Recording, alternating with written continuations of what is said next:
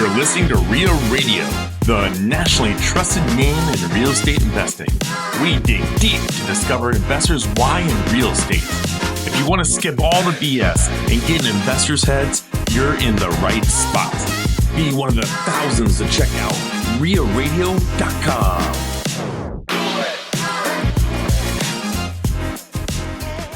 There's short-term and long-term factors in pricing when you look at housing. Long-term factors are supply. How much supply is on the market? Short-term factors are demand that is driven by migration, interest rates, what you want, all that kind of stuff. There's short-term fluctuation in that. But because supply is such a long-term factor, the further and further and further you get behind, you cannot flip a switch. They can't go buy all of a sudden when interest rates come down and 10,000 more people in Austin, Texas want a home. You can't just put out 10,000 homes. It doesn't work like that. Welcome to Real Radio, episode 264 with AJ Osborne. AJ, I've never had the opportunity to ask someone this before, so I'm just going to take a stab at it. What do you remember when you opened your eyes coming out of a coma? A lot of things right off the bat. First of all, situational awareness. I thought I was dead. So I think kind of for the first little while afterwards, I was bouncing in and out, whether or not I was actually alive or if I had died.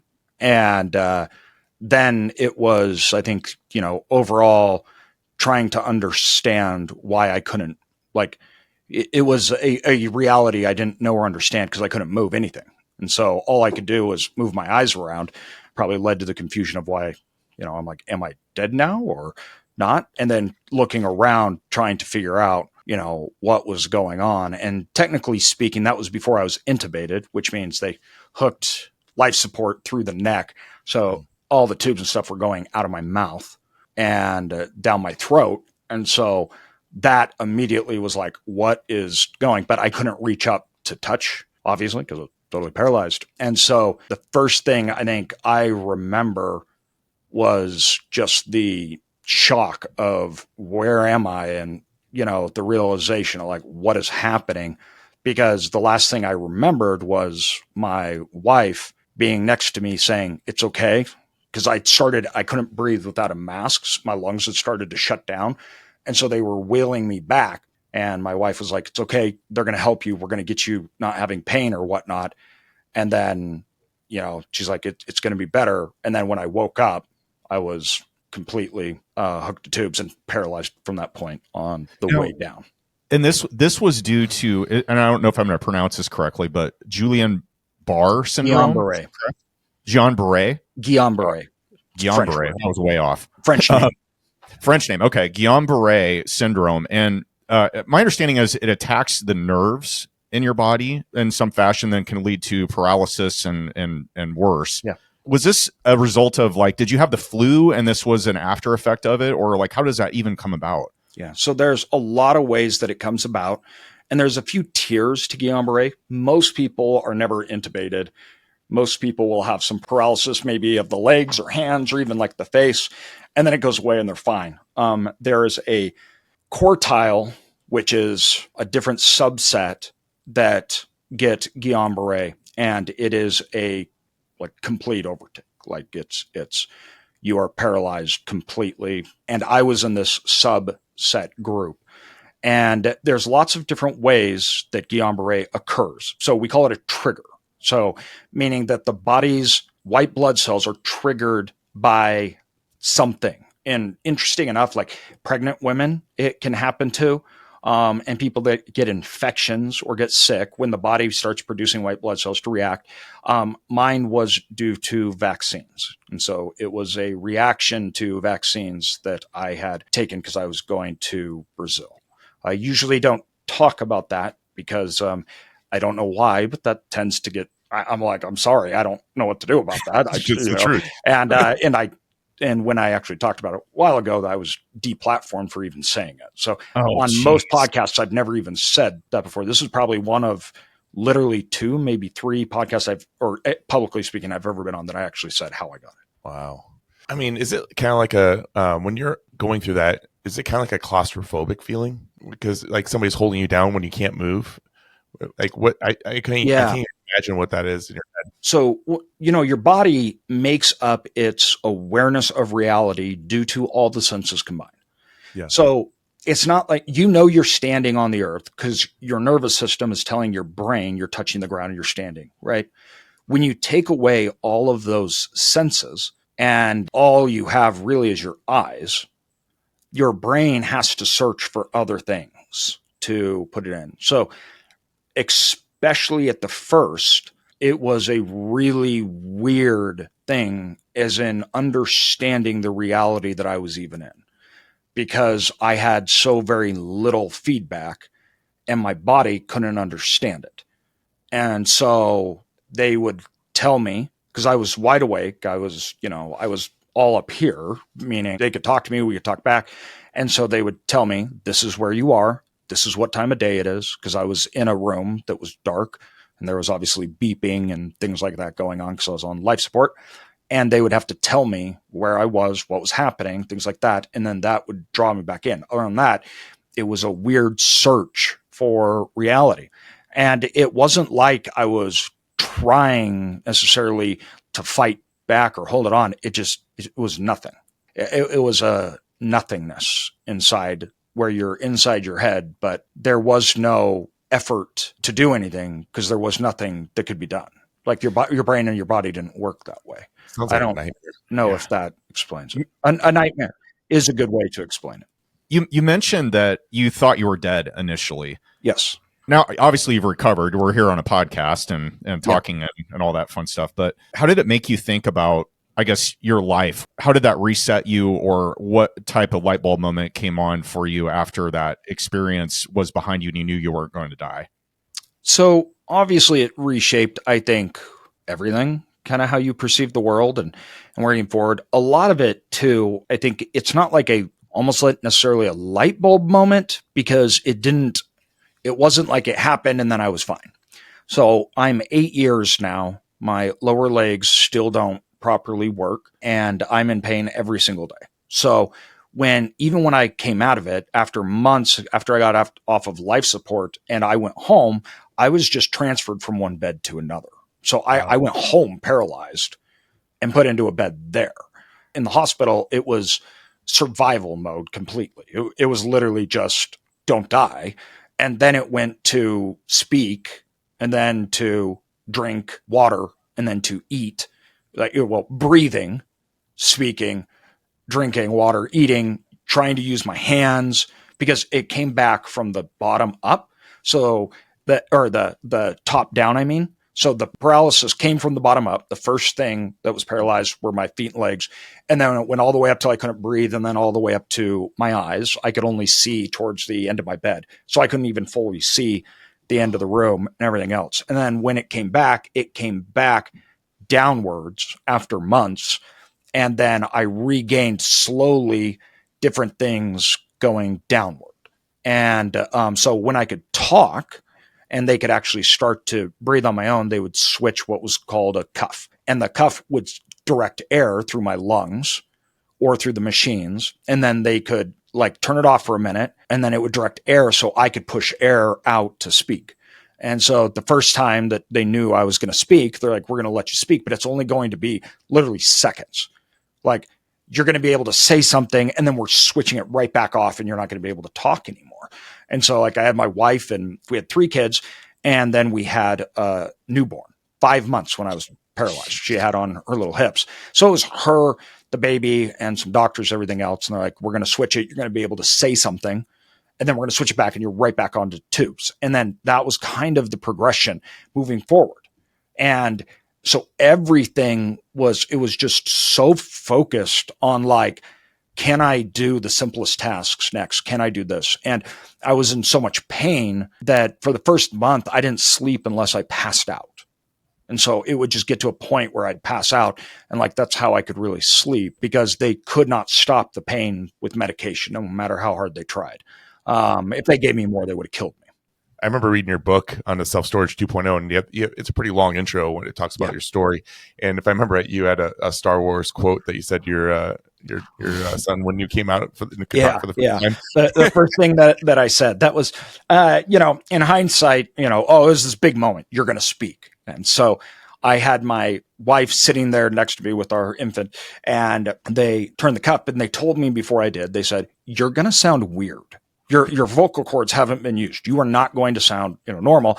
We don't want you to be surprised by that or anything else." So I looked up at my wife and son, and the first thing I said was, "Theo, I am your father." And then I thought it was funny. And then I looked at my wife and said, "Just kidding. We don't know who the dad is." And they turned off my cuff. That was the first words out of my mouth. Being paralyzed. And, it says a lot about you and your sense of humor. It was one of those things. And looking back at it, it was like I was so concerned with my wife and others, particularly around it. And it was just so horrific for them. And I think I was trying to gain control over the situation and say, "Hey, try to make heart. It's okay. I'm still me. I'm still here, and I thought it would be funny.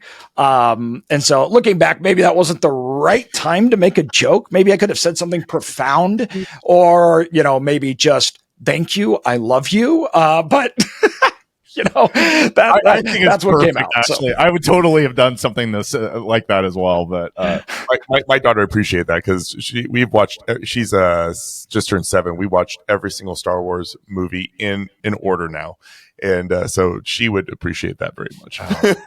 That's great.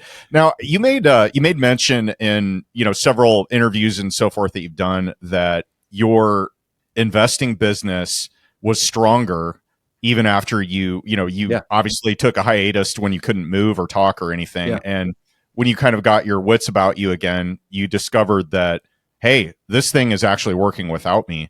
What was that like? I was fired from my job in the hospital. So, which, when I tell people that, it upsets a lot of people. Like, they're like, "You're a dirty employer, everything else." And I'm like, now you do have to understand, I didn't have a checkout date. This isn't something like I was going to recover and be better at. It was like, he may never do like anything again.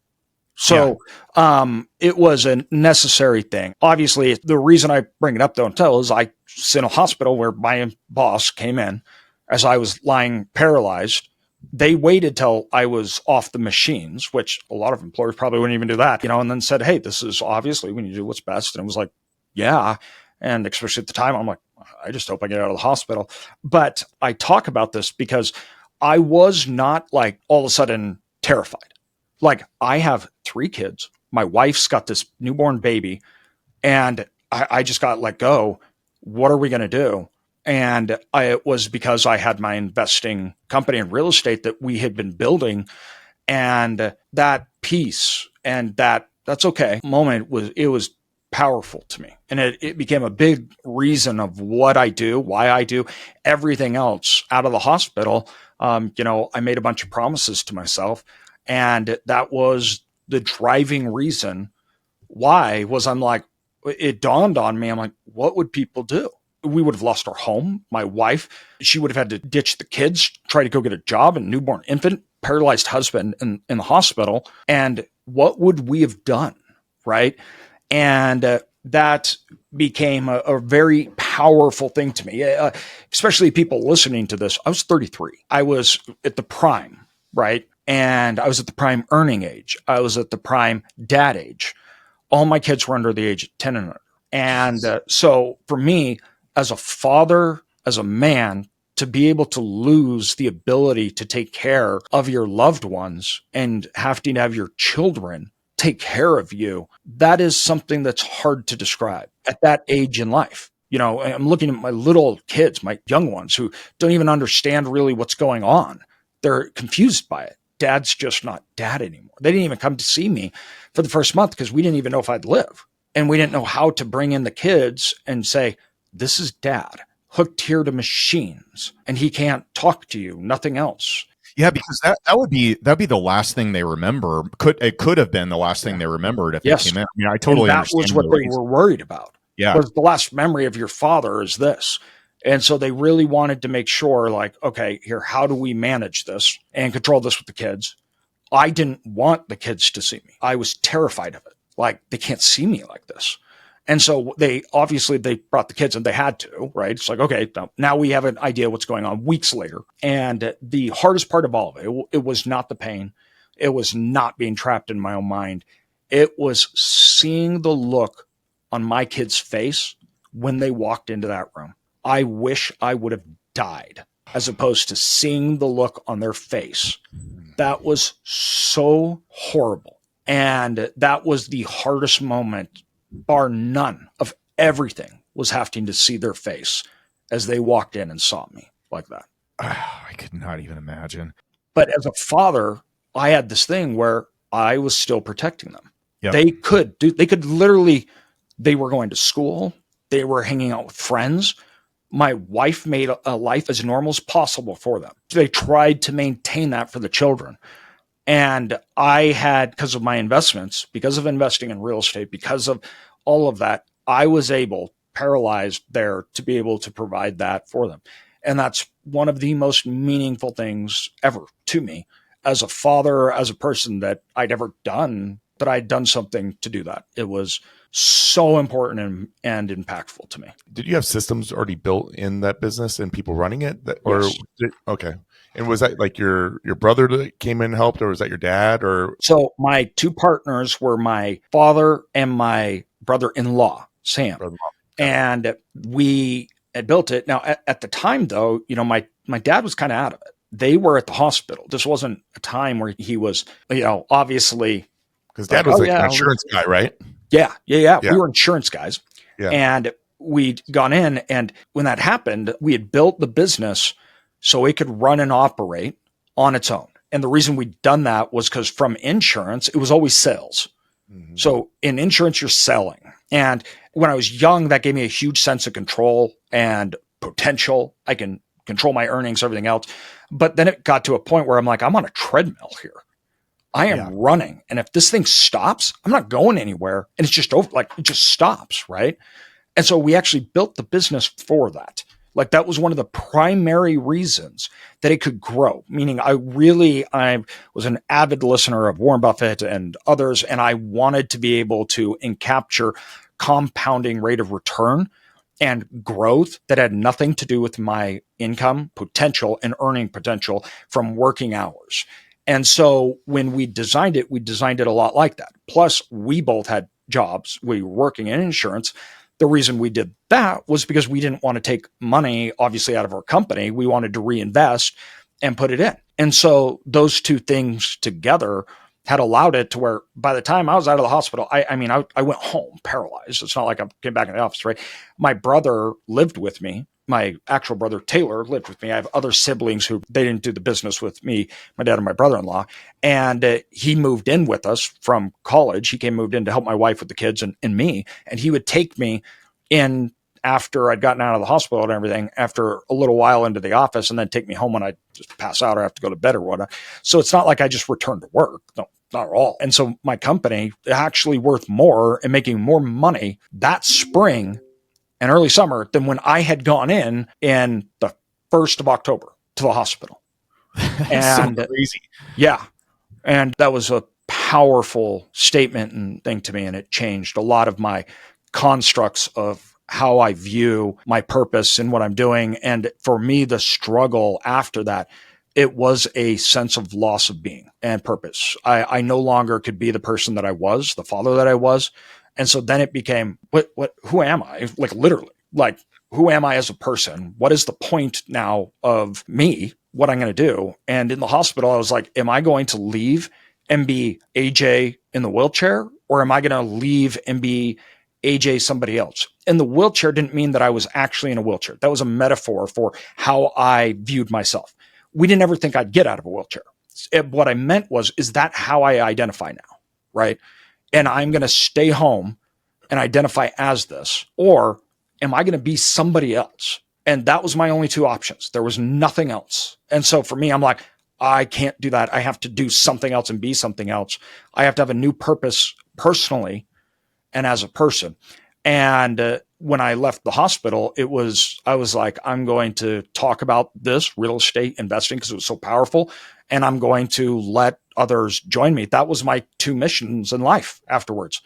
And I started in the hospital because I couldn't do anything, like a little blog, basically. And I found out really quickly I'm horrible at blogging. And so then from there, I started, podcasting, and I wrote a book. There was no purpose for it outside to teach. I'd never done any podcasts. I'd never been online. Nothing, no social media, nothing before that point. And so afterwards, it was just a promise to teach other people. So I wrote the books and I started the podcast. And the only intent was to say, here, this is how you do it. This is what we're doing. This is what I'm learning, and to share and be open about that so others could learn and take more control of their lives. Because at some point, all our treadmills stop. Like, it doesn't matter. It's just what age. Can you no longer work for an income? We all get there. And 2, it doesn't mean you're dead. Mm-hmm. Right? That doesn't just, you're earning potential. Right? What do you do? Or is your plan just Social Security? Like, we're just going to live? I had to face these questions at 33, right? And I was like, we need to be thinking and planning. And we've gotten on a structural situation where we just expect the institutional structure of the system to somehow produce and give to us. Yet that's not how it actually functions and works. And in practicality, it doesn't work like that.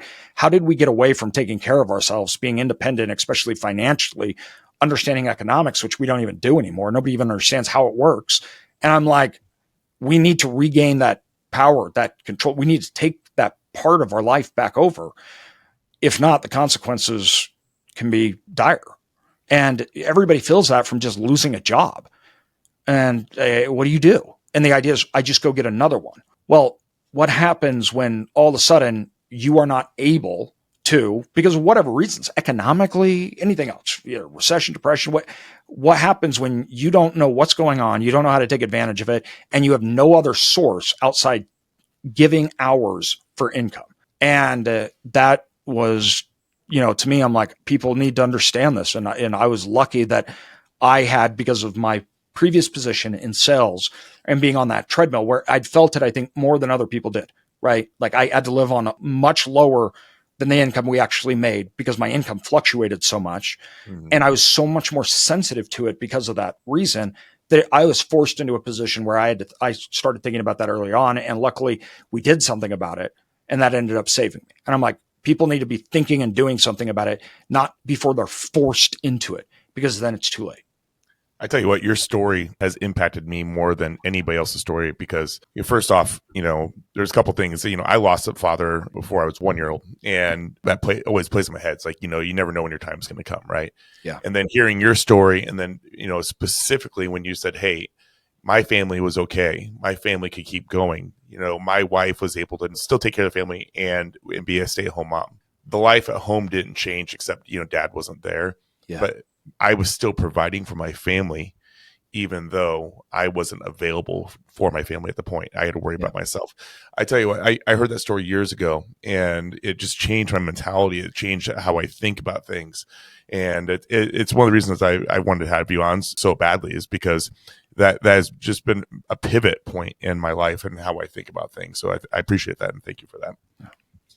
You have chosen an asset class within real estate investing, self-storage, that I've been doing this for 20 years. And I started with single family, got into multifamily, and then eventually some other things. I've never really understood storage. I've heard a lot about it. I've listened to your info online, your content.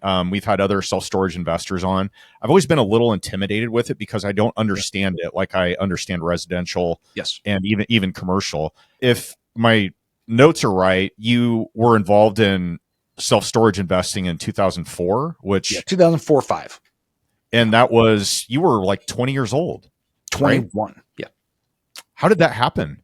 So honestly, it happened for a few reasons. So I was following in my father's footsteps into insurance. He grew up in extreme poverty, not like poverty we know today.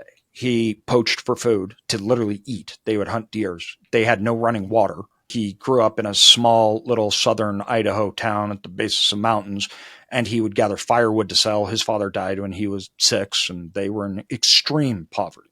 And so for him, selling insurance, and first selling door to door. That was his way out of it. Now, when I grew up, I am dyslexic and ADD. And the common routes, I think, that most people were, I think, especially growing up, Idaho in the 80s and 90s, that they didn't know or understand a lot of those things. It was one of those things where it was like, no traditional path is going to work for me. So for me, selling and being in insurance, I'm like, that's my way. That's how I can get a hold of it and grasp a hold of it. In the early 2000s, investing, especially in real estate, was huge. And especially single families. All my friends were doing it. Everybody that I knew was doing it. They were all getting rich. And I came from an all cash based business. And my dad had found this teeny storage facility in this teeny town. And the reason why we liked it and the reason why he'd bought it was that there was cash flow. We didn't know anything else but cash flow. So how all these other people were making money and getting wealthy off real estate didn't actually make sense to me. I was looking at it. I'm like, I don't get this business. I don't understand it. And I'm like, that's great that you can. But at the time, storage was this weird thing. Yeah. Like we couldn't even get banks to really invest in it. Nobody knew understand it. I looked at it and I said, this isn't really a real estate asset class. This is a business, but it has all the advantages of real estate. And that's why we got into it. It has cash flow. I can do things to change the operational ability of it, even though at the time, nobody thought of storage like that at all. That was like totally different. Everybody was like, this is a simple asset. You just fill it up and kind of walk away. There was no upsells into private equity. There was no cap rate compression or equity creation. Like, no, that didn't exist. And we didn't actually know or think that might not ever exist. It was like, we just buy it. If it doesn't make cash flow, you pay it off, because it wasn't an asset class that anyone was really interested in. And that became literally just the thing where it was like, if we're going to do real estate, we got to do this. And I understand more of that business cash-based side. And we started to buy them up in these little teeny towns. I'm talking small assets, right? A lot of people think commercial real estate storage. They think all the, multi-million dollar. No, we're talking about a couple $100,000, right? 150,000. What was the first one you bought? You mentioned it was in a small rural area in Wyoming. So no, they were on the border. My dad had bought a small one with a partner on the border of Idaho and Wyoming, right over there. And then we were looking at it. We're like, we should do this. And so then we went and bought one up in a place called Bonners Ferry, Idaho.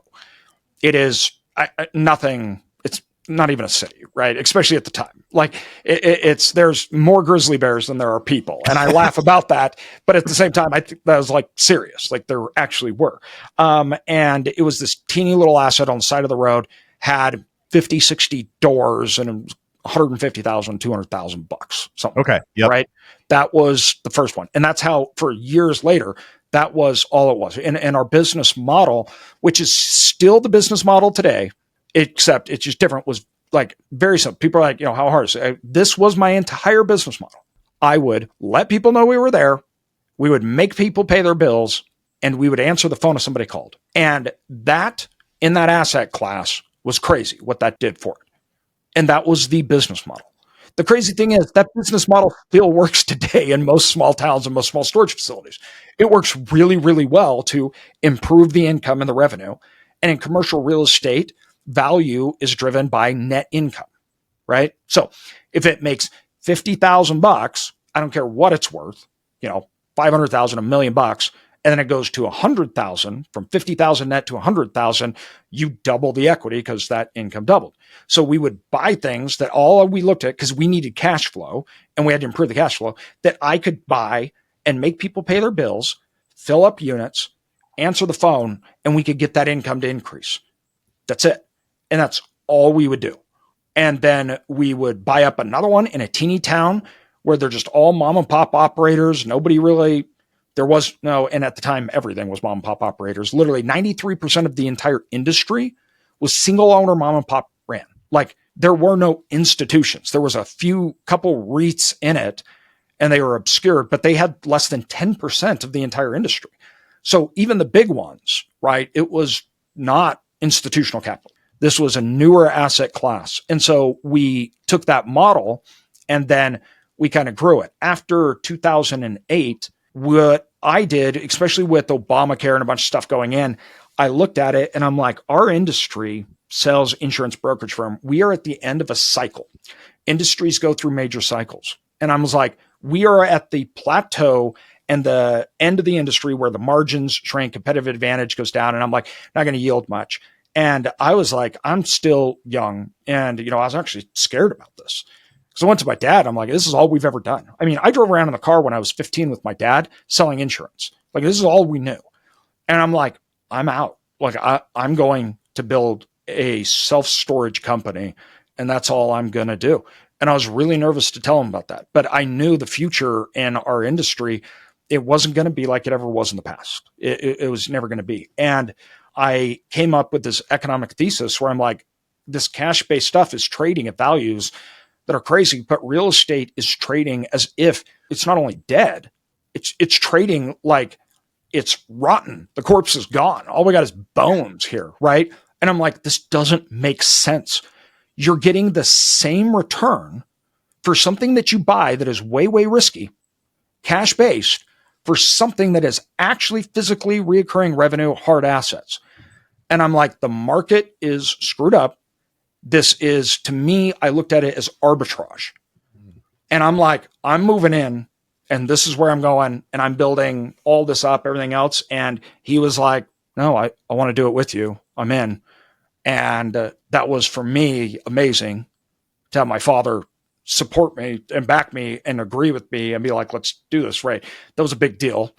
Growing up in Idaho at the time, a lot of people know about it now, everything, because it's been the fastest growing place for like endless amount of time. When I grew up, that's not how it was. It was rural. It was like Wyoming, Montana, right? Rural. And so going into this, I didn't know real estate people. I didn't know wealthy people. I didn't know like that. That wasn't a thing. And so we started to do it. And it was on this core belief that this asset class was an economic necessity. It's not that this was just that we were hoarders, which of course we are in the United States. But what I viewed is, I go, everybody misses the fact that this is an economic necessity now. And the very drivers that are making this an economic necessity are not only not going to go away, they're getting worse. And this will become more and more and more of a daily part of our lives and the lives of people all over the world. Whereas like some of these other things, I'm like, the actual drivers economically behind them are the opposite.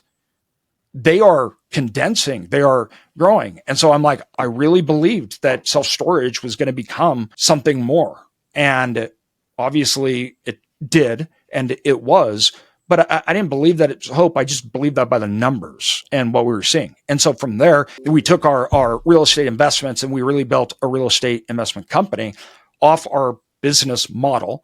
And you have to remember, we were using our own money. We didn't have investors. We were pouring everything into this. I was taking no money out of it. I was working 2-3 jobs, and I did this for years. And we poured everything in. Instead of paying myself, I'd hire people in the business. And I was like, I'm going to create an operational system that is like a franchise.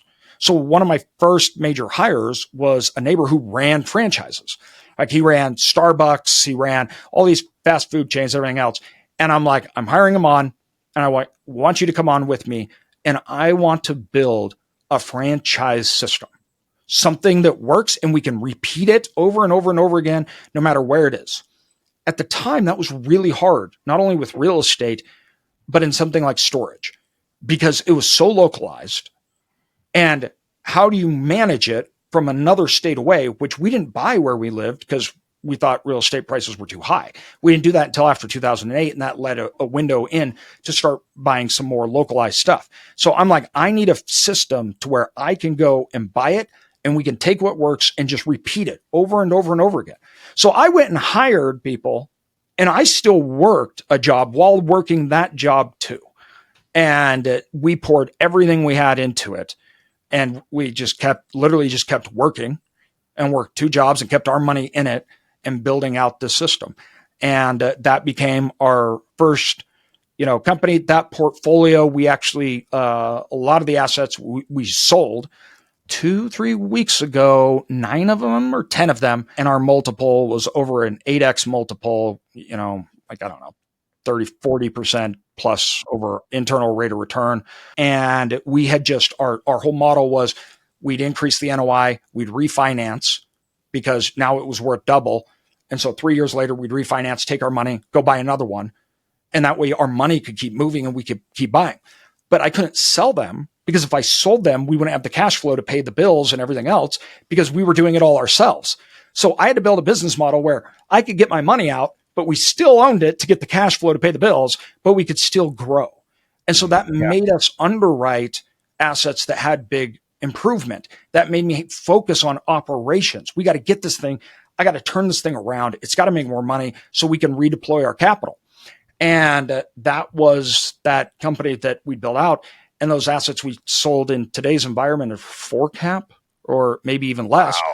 And we've been redeploying that capital and redeploying ours and doing the same thing we've been doing for 20 years and reinvesting back in. And today's time frame is the most like what we were doing back in 2010 that I have seen. And honestly, I didn't think in storage particularly we would ever get a chance like this again. We thought that was just gone and over. Really? And it's not going to last like it did last time, but there's a small window of opportunity. And we're going on to our now 3rd, 4th phase of the company and growing it, but it's not quick. It hasn't been easy. And at the time, there was nobody to learn storage. So when I wrote the book, when I started the podcast, there was like no information on this asset class out there. When we got started, it was buy it and figure it out. Like there was nowhere to go. There was no community. There wasn't social media. There was nothing. It was just, we got to figure it out. And that took time. And that was, hard. That's a hard way to learn, right? But it allowed me to build a company outside of the normal idea of what you do with real estate, where I looked at it as a business. What was it like working with your dad originally? And you have obviously become the face of your portfolio of businesses. Does he still have involvement in the day-to-day businesses in any way? The day-to-day, he comes in, he works, he's a mentor, he's he's on our board, he's still a partner. We're, equal partners in it basically. And he's not involved so much on the day-to-day, but for me, it was always great. So he was really good at insurance. Like he killed it. He was just such a good sales guy. Like I was like, he was just amazing. I was really good at the investing side, and that was where my passion and everything was. And I loved operations. I loved business models, investing. And so, for me, that was my drive and, really where I wanted to go and build it. And a lot of people, I think family businesses are working with your family. That can be really, really hard. For me, it was intuitive and second nature because we get along so well. He trusts me. And that has led to confidence. And we have the same long-term views. So like when you get started, when you have investors or partners, your views may very much not align, right? Where for us, I'm building for something in the future and I'm going to build something big. And he was okay with that. He was right in line. So that ability to tie in short-term and long-term goals because of the nature of him and me and my brother-in-law, that worked really, really well. And we had a really good relationship. And that does not work well with most family members at all. No, we're the only ones that have worked with each other at all. We've not done business with any family members, anything else like that. And it's because of, I think, just who we are, our nature, and it just works well. And so for me, it's been amazing. I've loved it. And same with him, where I like working with my dad. I've been doing it since I was, 14, 15, where we've just kind of always been together. And I got to learn how to sell from him. I got to learn all of this stuff, which was amazing. Like the insurance sales part and what that allowed me to learn and do, it gave me hope as a kid that I'm like, I don't know what I'm going to do. Right. And so for us, it's been amazing and worked well. And I openly know and acknowledge that's not only not normal, that's outside normal. And it does not work with other family members. That's not at all what it is. It wasn't like, oh, we have this family business thing. No, we were partners in it. And we kept it that way to make sure that it didn't spill into other things. And we made sure that we kept the family side had to be intact and okay. So it wasn't like, oh yeah, we have family members, they come up. No. This wasn't a family business. This was a partnership. The family side is separate. And we've been really good about saying that's separate. And that's really, I think, important when working with family members, whether that's a spouse, whether that's a cousin, anybody, it doesn't matter. You have to be able to draw a line there. And you have to understand that you're very much aligned in what you're doing, why you're doing it, who's doing what, roles, and because it's outside the traditional sense of a father-son relationship when you're partners, when you're equal of control. I'm the majority partner in our company, Cedar Creek. And it's like that can be hard for some people because of egos, everything else like that. Yeah, your kids bossing you around. Yeah. Dad, clean that up. Yeah. And we just never had that. It was just like, we just sit down and talk and be like, what should we do here? What should we do there? And it was never I think we just didn't have that. And that is so unique. I couldn't think of, and I know you have 4 children, right? Yeah, I have 4 children. I grew up in a family of 4 siblings. So I was one of 4 siblings also. What an incredible gift you gave your dad by all of the success that you've experienced and the ability for him to work with you on the day-to-day for so many years now. I could not think of one thing if my kids ended up in doing something like you're doing. I mean, I'm not that much older than you, but man, what a gift. I bet he is so proud of you and the opportunity to see your dad in the workplace every day and maximize the amount of time you get to spend with him. It's just something.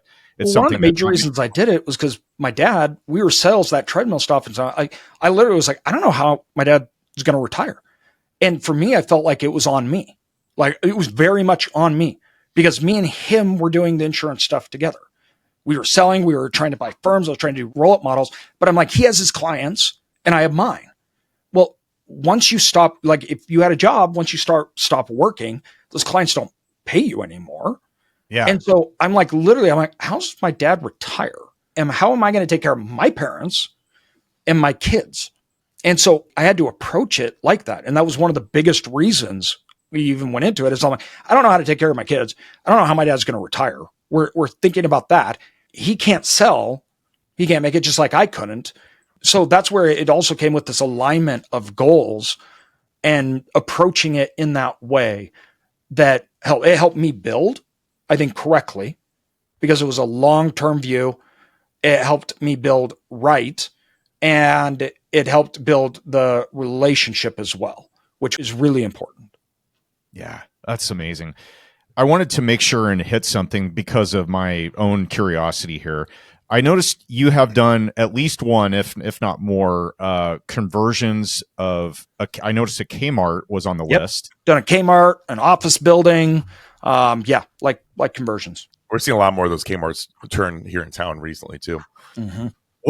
When you look at all the things that you've bought, and this is kind of a big question, but how do you decide when something like that makes sense? And you talk a lot about metrics and you seem to know those pretty cold, but what is it about a Kmart where you said, yes, storage is going to make sense there? And what does that process look like from a time frame and a cost perspective? What does that even entail? So conversions can be much more risky than a normal ground up build because there's more unknowns.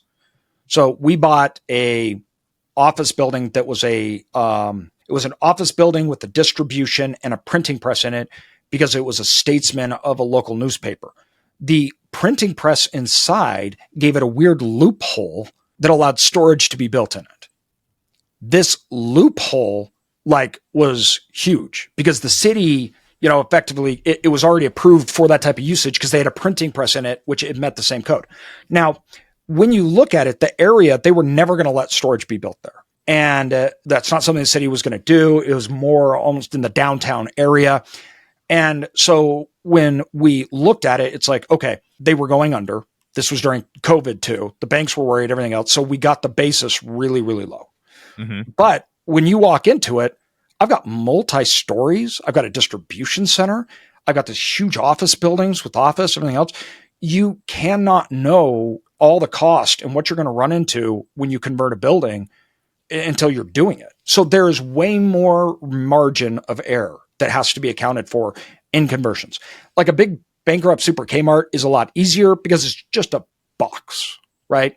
But when you start to get into other different types of asset classes and buildings, that margin of error gets bigger and bigger and bigger.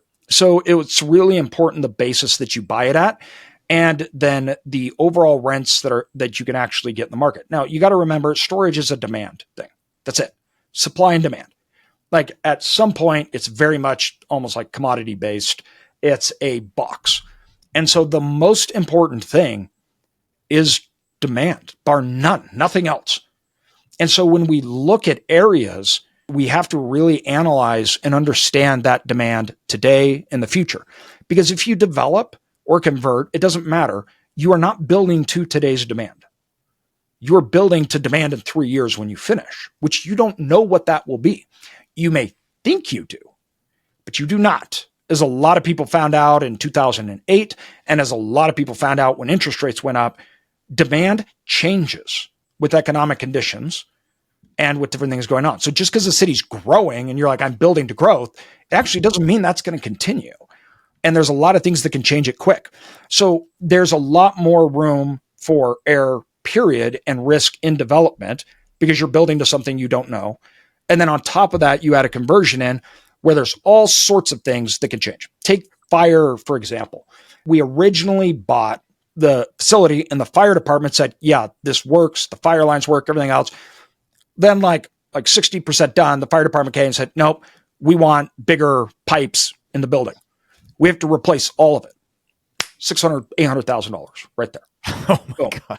And so when you look at that, right, you have to be very, very careful. And the expectations that people buy that demand will be higher and rates will be higher, it can get you into trouble quick. So when we look at areas that I develop in or I do conversions in, I have to be willing to hold this for a long time. And I'm buying it predicated on a lot more than just that moment. Like it's not so much that demand's going to increase, like more people are going to move there, everything else. I'm very focused on supply, because supply changes the demand factors way faster. Nothing changes supply and demand quicker. You have a 3% growth rate, but somebody builds a storage facility down the street and increases supply by 15%. Well, the 3% growth rate means nothing now, right? That you just did that. So you have to be a lot more careful. And we really, really look at demand. And then overall, right, storage is just a business. Here's your cost. Here's what the cost is to run it. And here's the revenue. Understanding that revenue is where most people get in trouble because units, like, and I talk about this, and I wrote this in my first book where I'm like, units to me are products. I have a customer and I'm going to sell it to a customer. Every customer is different. And if a unit is a product, I have 15 different types of products that have 15 totally different types of customers.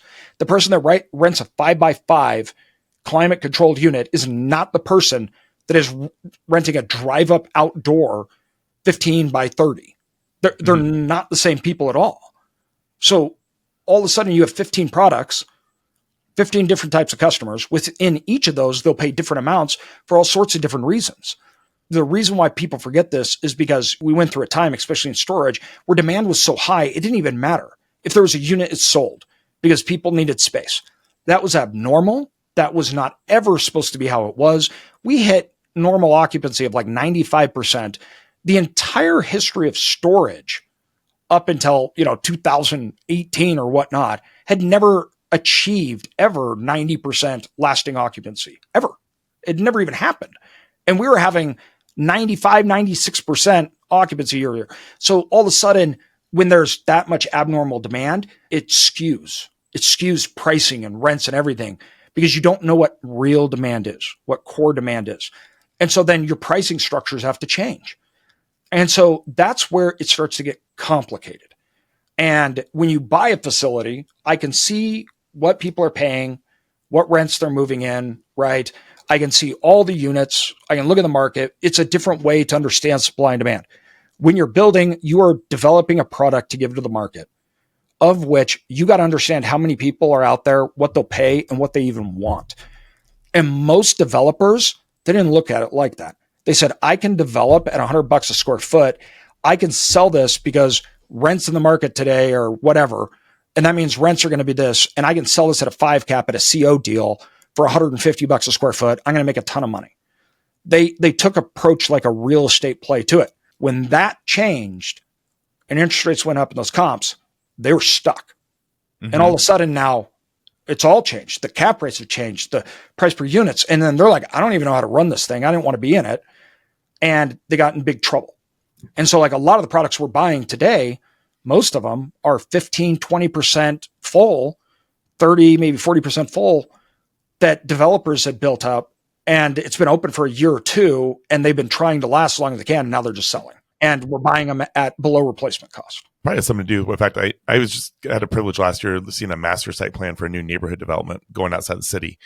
And in there, it specifically had a plot for storage. And I was talking to the developer, and he's like, yeah, with HOAs not allowing any storage sheds in the back, cars outside, campers.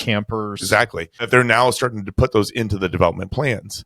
But this is a really rural area. And, because it's going to still be 4, 5, 6 years till that area is really developed. For listeners, that's Gretna, Nebraska, where I'm talking about. And I got to see this. And I'm like, God, that's a great idea. But how much of that can I really fill up? And just like you say, I can 20, 30%, I bet, within the first couple of years. And that's not sustainable. No. But it was really eye-opening, interesting that they're actually putting that right there into the plan, though. And one of the reasons they're doing that is because self-storage became so profitable and so famous. People were buying up lots to develop storage. And two, you also have it where people have realized, and like you talked about, the economic drivers.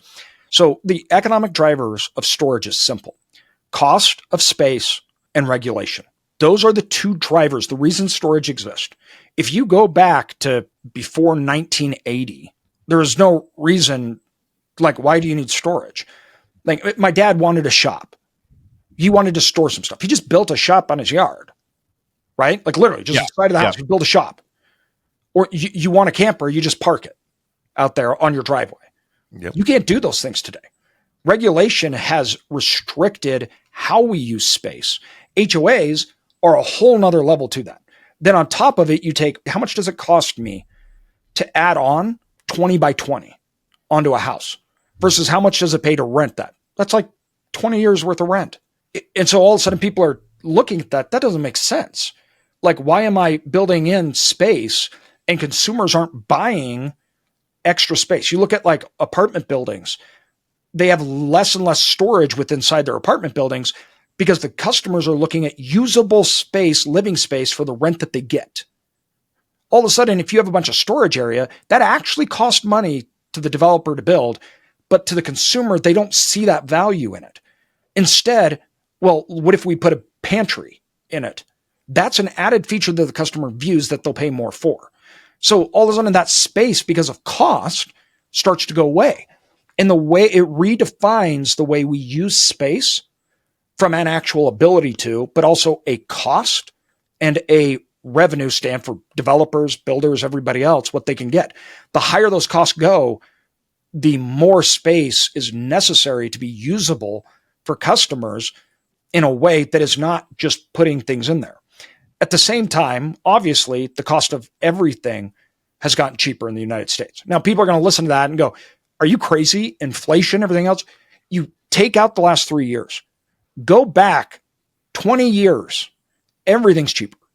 Everything's delivered to your door. You can finance a motorcycle. You couldn't do that when I was a kid. If you didn't have the money to buy a motorcycle, you didn't get it.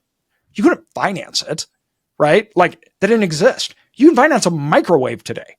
So our ability to consume is massive, but also the price of consumption due to globalization, everything else, and hyper competitiveness on a global stage for consumers has dropped prices crazily down on the consumption part, like wildly down. If you look at TVs, bikes, anything else like that, now we have an inflation problem, particularly if you look at inflation reports or anything. One of the most driving reason for that is housing, right? Mm-hmm. Those things have actually gotten not only more, way more. That spread right there, that is storage demand. So unless we think that housing, the price to build and buy, rental, ownership, anything else like that is going to dramatically go down. Not down like, oh yeah, we're going to see housing prices drop 15%. No, I mean dramatically down, back to 2000 level or before. And if we think that regulation is going to get less and people are going to own more land because land is cheaper too, then storage is going to be a necessity. And we've gotten to a point now where it's becoming a customary part of life, not just in America, but for the rest of the world.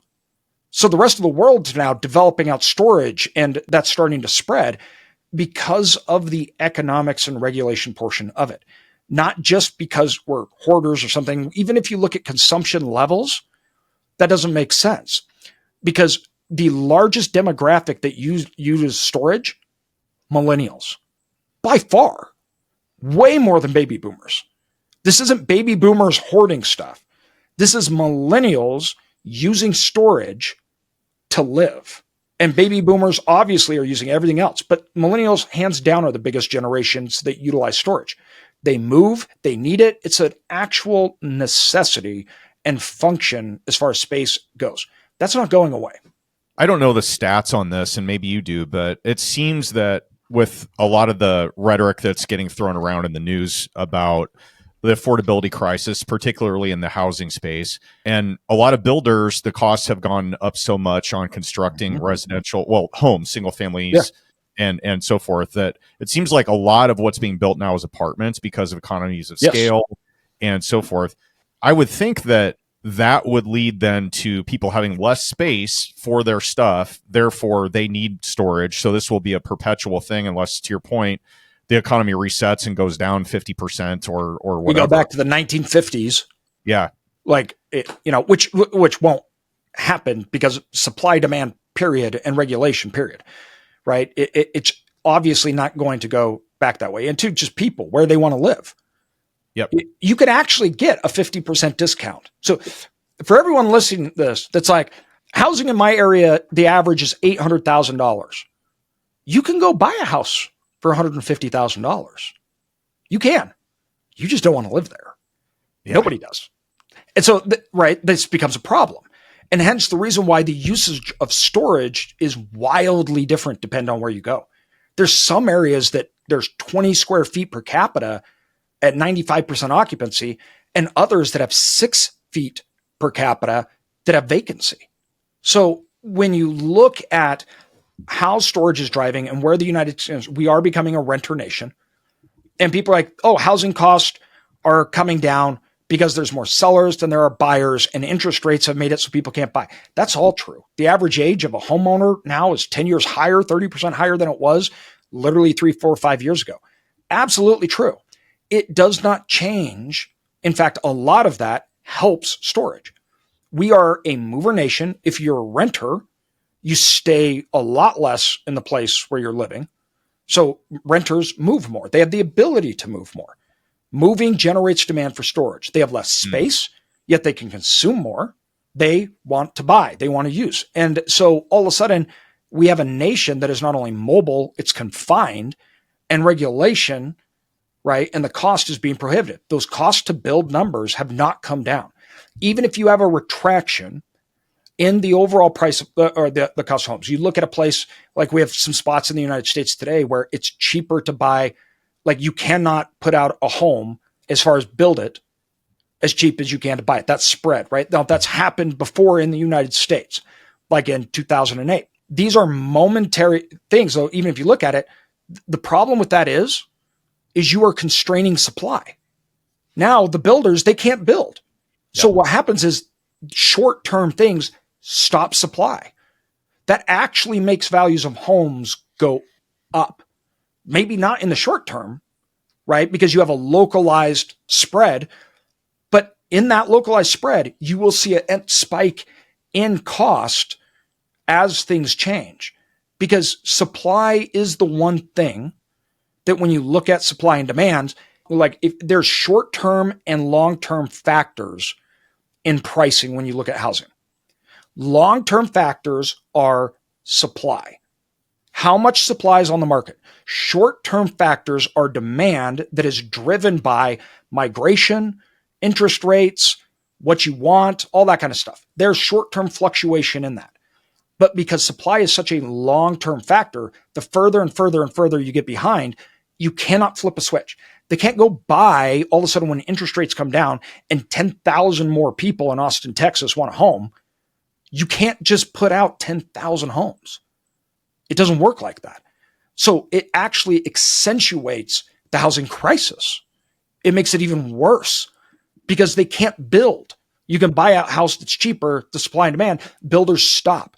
This is what happened after 2008. The supply shortage became so massive because developers went under. There was not demand, right?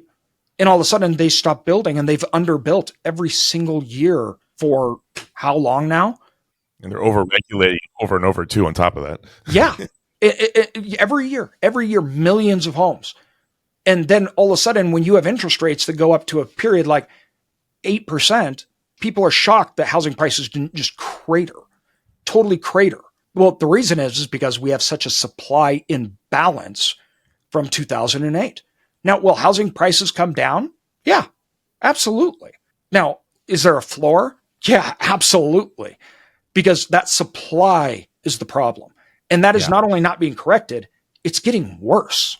How do you think about, as a multiple business owner, doing all the things you've done in investing, how do you reconcile being a humanitarian and thinking about the general population and the struggles that they're going through with affordability and housing and so forth? Yet, on the other hand, you enjoy massive appreciation during times of prosperity. How do you think about that? So there's a few things that, I think about. This is something that I actually grappled with a lot at an early age. I lived in Brazil, and I lived in Brazil for a couple of years, and I lived in the slums. So I lived with Brazilians, and I lived in what are called the favelas. And coming home after, not being in contact with really home or family or anything else, especially back then. Were you on the lam? Was somebody after you? Or was this I was hiding from the law. No, I was actually serving a mission for my church. And Got it. When I came back, that spread was so shocking to me. When I came back to the United States, I spoke Portuguese then for 2 years, almost exclusively. I didn't even think in English anymore. I'd been living in favelas on $60 a month, reais, which meant $20 a month or whatever, $10 a month here. And coming back home to a middle-class neighborhood was shocking to me. And I had to grapple a lot with that.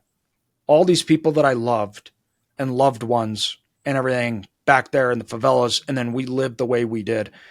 It was something that took years for me to, I think, digest and internalize. And these gaps and these spreads that are staggering. And this is something that is really, really hard. The first thing that I believe strongly for, we have two different systems. And this is one of the things that I teach a lot about. We have barred more and more people from participating in the economic gains. And that is bad. So if you are an individual and you do not own assets, you live in a totally different world than people that own assets. Mm-hmm. And when the worse that gets, the higher the spreads of inequality will get. So there is a participation problem. And the participation problem is we do not have as many people who are participating on the land or on the economic fruits and gains as you do than we used to. And that's a problem. And that's getting worse. A lot worse. And I think that when I look at it, one of my big things was trying to get people to participate. Because at the end of the day, if you look and say, oh, billionaires got, X amount increase, and you always see those headlines, well, they got a 10% increase in their wealth. If you own the same stocks that they did, you would have gotten the exact same. Mm-hmm.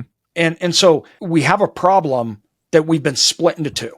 And we have two different worlds and realities. The higher the barriers of entry get to participation, the worse that gets. And the more people that are stuck basically living on just the system and what it provides to them as opposed to participating in it will create more and more of an issue. I get overwhelmed thinking about that. Just the whole aspect of, and I've never lived in another country. We've had several guests on the podcast, and I have friends that have lived over in different places that are much lower income, extreme poverty, like you mentioned, and then the culture shock is just so extreme that it doesn't even seem like reality. Yes. And it's overwhelming the amount of hurt there is out there, or lack, compared to what, with the fortunate business owners and billionaires and all the stuff that gets thrown around. But it starts with, I think, kind of piggybacking on what you said there, the more you can show people the way to dig themselves out of the generational habits that they've developed and the dependencies on systems that aren't doing them any favors with regard to personal growth and learning how to do things and operate better and improve their lives. Do you think that's a good place to start, is our education system? The education system is not meant for you to be an owner at all. Mm-hmm. The education system was built to produce people that work on the system. And it's created a reliability factor where it's just the government will pay for everything, take care of everything, and then you'll retire on the government. But at the same time, economics don't work like that. So economics have to inflate the price of assets and businesses, everything else. And if it doesn't, people need to realize that's depressionary forces. You have depreciation. If you accelerate that out, you have depressions. When the price of businesses and assets go down, people get laid off. People get fired. So governments can't have that. You literally need inflation. Inflation is a necessary part of a thriving system on how our system works today. You cannot have exponential growth, and you cannot take care of things. You can't have impact, everything else. But we have it in a complete education system, and we've engineered a system that people don't participate. They're paid on those hourly wages, where the United States didn't work like that before. And I'm a huge believer that this is a major driving problem. I have a whole system that is built to work for a corporation and retire off that one system, which doesn't exist anymore today. And the education system is not only not modified or improved with today, it's working like it's back in the 50s. It hasn't changed at all. My wife started a school literally as we started to fight and try to understand this. You have two operating systems. They've diverged. And for me, I'm like, the one thing I came back from Brazil and I understood that was Brazil, there is no opportunity there. There's no opportunity for these people to be a part of the system now. These are people that own the economy that are still part of a coup that happened in Brazil by the military, back in the 80s. Like, they own the system by force. They were given it. They're monopolized. The discrepancy there is so astronomical. We think of a wealth discrepancy in the United States. We compare a teeny portion, like you're talking about 1,000 people to the rest of the people, right? In like Brazil and other countries, that's inversed. Like, the discrepancy is so astronomical that it's mind-blowing. And those people down below, there isn't even an opportunity. They can't participate in economic growth. They can't. The moment you bar economic participation and freedom is the moment you concentrate power and you get a huge amount of problems. Economic freedom equals freedom in general, period. Economic freedom leads to everything from social freedom to political freedom to everything else. If you do not have economic freedom, you do not have power. You do not have any ability to have say. You aren't participating. You are asking for something. And I'm like, people have to move away from that. The problem is we are so consumption-based. We get something, we spend something. The idea of working for 20 years and buying assets, failing, having no guaranteed system and working, that just like culturally isn't like a thing anymore. Where that's used to be how the United States was run. People own the land. They produced. They worked in a free market system where it was like you had families that would trade for goods and services. It was hyper localized. Now it's globalized. Corporations that own the system and work, so the shareholders get all the benefit. Everything. That gap is getting wider and wider, and that concerns me massively. Because if you are a young person, 25, that has a job, you're listening to this podcast, you're trying to figure out, That in today's environment, which it's not always the same, seems insurmountable. Mm-hmm. Insurmountable. Interest rates are so high. How am I supposed to buy real estate? With that same part, though, the biggest thing that's wild to me is actually access is in a lot of ways more obtainable than ever. You can buy stocks. You can actually own pieces of company. You can do fractional ownerships. The internet has created a system to where you can own businesses and start businesses, but it's different than it used to be. So millennials, like when I look at millennials and they talk about baby boomers and they're like, you lied to us. This system doesn't work. They didn't lie to you. That actually worked in their time.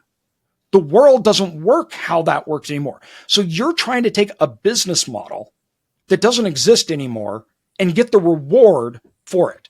You can't do what they did in the 50s, 60s, and 70s to get the fruits of today when the economy, it doesn't work like that. But at the same time, millennials, they have opportunities the baby boomers couldn't have even dreamed of. So the problem we have today is that we have an education system and a system that is based on a baby boomer generation that people think that's how it's supposed to be to gain wealth when that's not true anymore. Look at the major companies that own around the world. These aren't baby boomer companies, right? The system's totally different. And so trying to repeat something, which is crazy because guess what? Baby boomers didn't do that. Baby boomers didn't try to do what their parents did to get wealth. That didn't work anymore. That didn't work for baby boomers. What you did in the 1800s and the early 1900s didn't work in the 50s, 60s, 70s, and 80s. They had to create and to build, and they got money off corporations, bought shares, they worked in good jobs, got pensions. That didn't exist for their parents. So for millennials, we have to change the way we think about creating wealth. And we have to change the way that we think about participation. It's not the same, but it's not meant to be the same, right? The problem is we're using the same playbook. To have a playbook that the rewards don't exist and using it thinking you're going to get the reward, that doesn't make sense. So you have people that are young that feel jaded. They feel cheated. And in today's moment, the barriers of entry for a lot of things are so hard. If you take that, though, just 15 years ago, you also have to remember baby boomers are the largest generations of bankruptcies, financial ruin of any generation ever, bar none, not even close. Millennials don't even come close to financial ruin when it's compared to baby boomers. But after baby boomers, especially after 2008, the discrepancy between earlier millennials like me and younger millennials is massive. There was an opportunity of a lifetime that lasted for like 6 years. Ones that took advantage of it, got hyper wealthy, ones that didn't. These things are always changing, always. And so what today seems like insurmountable is also opportunities that are wild. The problem is you're looking at the exact same way. That doesn't work. It didn't work for baby boomers. It didn't work for the generation before or the generation before that. We have to change and we have to understand those changes so we can participate and take advantage of it. And to expect the same thing, like, I mean, at some point, I'm like, I don't know what to tell you. A college and a corporation and getting a pension isn't going to do what it did. No matter how much we complain about it, doesn't change the nature of the world. It doesn't work. And we have to change the way that we operate in a new system. And those opportunities are bountiful, like wild. Millennials have the highest, youngest generation of wealthy of any generation ever. The problem Really? I didn't know that. Yeah. The problem is the spread is so massive. They are so much more wealthy than baby boomers at their age. It's crazy. But you also have millennials that are on the other side of the spectrum that are way worse off than millennials at their age. So the spread for millennials is huge, and that causes a lot of problems. But then it's hyper extended on momentary things like super high interest rates, bad job markets. The economy comes up and down. But in this moment, too, right now, it's really, really hard. So not only do I sympathize and understand it, I mean, I have older kids that are going into college. This year, we're applying for colleges for my kids. Are they going to go out and own their own home right now today? Which is crazy. I'm not that old, everybody, but I started young. When you look at it, it's like, what they're going to go all of a sudden have a down payment for a $500,000 home at an 8% interest rate that they can afford?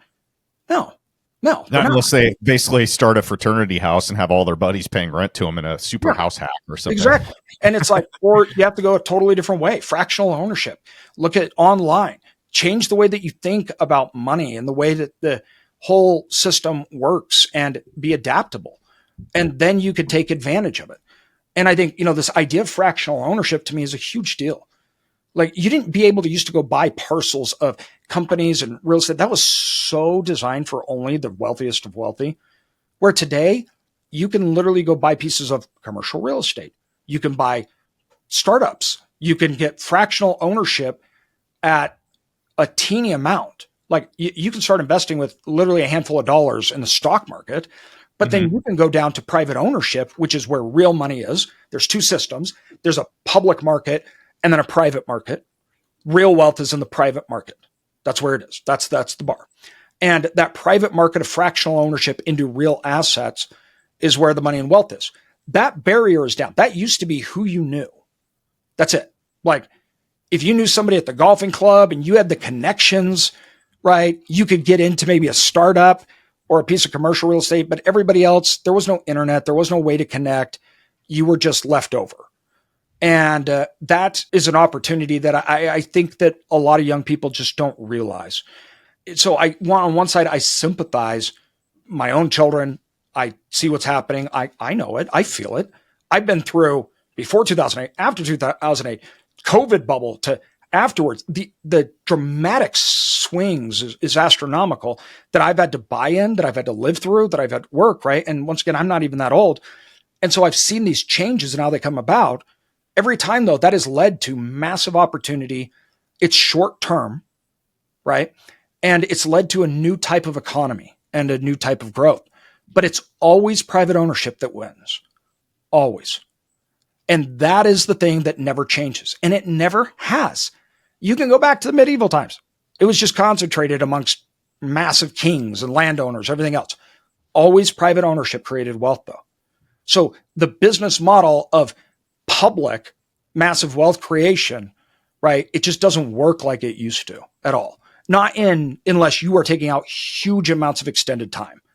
Like, if you started when you were really young and started just investing in index funds and you did as much as you could, which is hard today because the cost of everything is high, and you just did that through the cycles, everything else. Yeah. When you get older, you will be wealthy.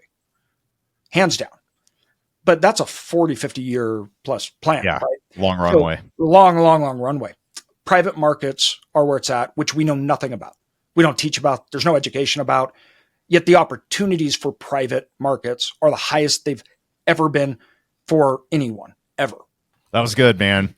So we have a section in our podcast where we talk about, and this is kind of, a look at the real side of business ownership and being an investor. And a lot of times you hear the highlight reels, especially with the prevalence of social media now, Instagram and all that stuff. But there's got to be something, I would think, in your business or life, aside from, the paralysis and coma and so forth, that didn't go according to plan. We have a section that we call Failing Forward, where we highlight what that might be and a lesson that you were able to take away from it. Got anything that comes to mind? Dude, I have so much. My biggest successes have come from my biggest failures, hands down, bar none at all.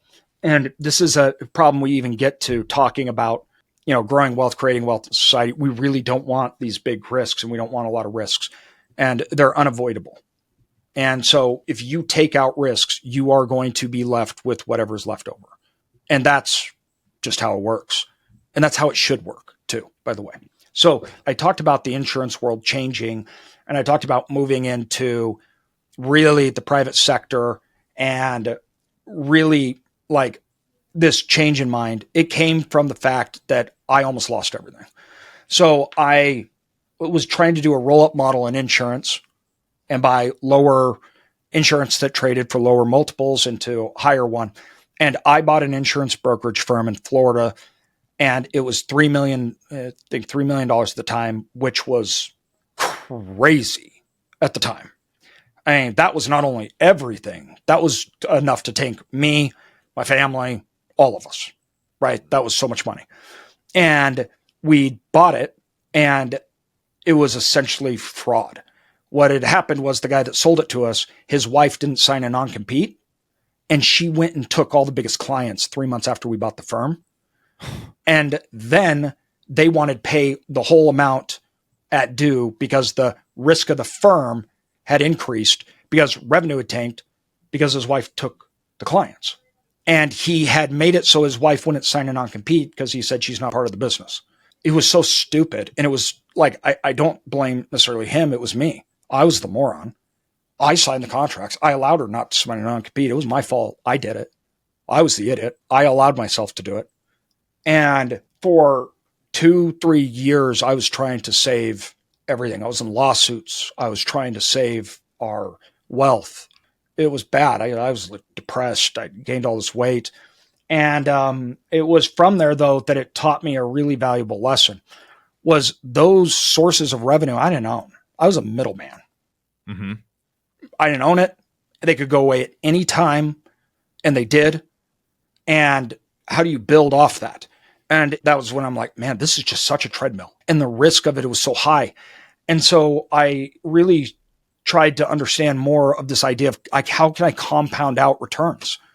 How can I ever grow something if the source I don't own control and the revenue coming from it is never known? And that moved me into looking at businesses and assets in different ways and saying, I need to compound out. I need a predictable model that I can create to reinvest capital, get a known return, and build off of that. And that's when I really went all into storage, and we created what was called Bitterroot Holdings at the time, which was the subset of assets that is now Cedar Creek, everything else. And I decided to really get out of insurance. And it was that realization. It was a crater to my pride, my self-worth, and everything else.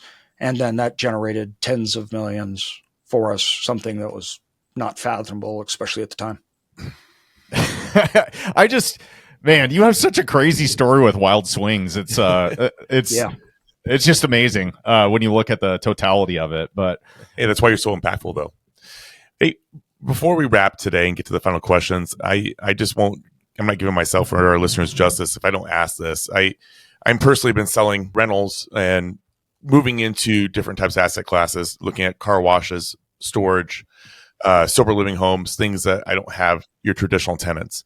Actually, shout out to Jared Sveen because we started talking about this on the podcast, and he mailed me your book, Growing Wealth in Self-Storage 2.0, which I've been reading and to try to get my grasp, try to make sure I'm getting that first good asset. Yeah. Where somebody is listening that is, inspired by you, inspired by a story and hearing about storage.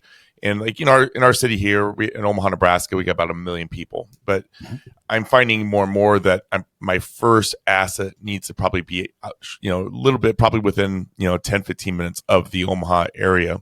Yeah. What is a good, comfortable starting spot for somebody wanting to get their first asset?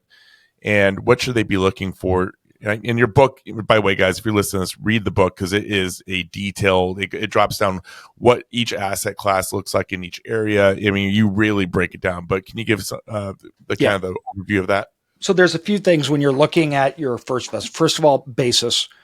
Basis doesn't change. I don't care what interest rates do. I don't care anything else. Basis doesn't change. Once you buy it, you're stuck with it. So basis and cash flow, right? And we are in such a unique opportunity right now where what has happened in the marketplaces and what's gone on is that you can actually buy things like that make sense. And you have people that need to sell, cap rates have gone up, and people are like, well, I'm not seeing any of that. And I'm like, well, first of all, everything that you see that's listed for, none of it trades. None of it trades at what it's listed for. We see an asset listed for $3 million, trades for 1.5.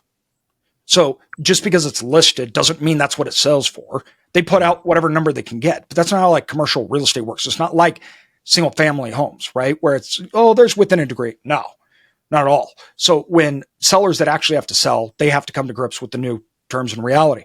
That's caused a decrease in basis that is really good. The next thing that you need to look for and understand, right, is demand. So overall supply. When I'm looking at properties and vacancies, my biggest concern is this a market problem or an asset problem? Asset problems I can fix, market problems I cannot. So if I look at there's an oversupplied market, everybody's struggling, rents are going down, vacancies going up, I can't do anything about that. Nothing I can do about that, right? So there's no reason to even try. If I'm looking at a property, they have low vacancy. Everybody else has high occupancy though and high rates. That's a them problem. And then I want to dive into figure out what the problems are and if I can change them. So when I look at the individual assets that I'm trying to buy, I want to buy something that's mom and pop, that they are not doing the basics. And not doing the basics is leading to outcomes that are disproportionate with the market. And I call this the money on the table. Meaning I'm looking for owners that the money's sitting there, they're just not taking it. Meaning this, I don't look for markets to make me.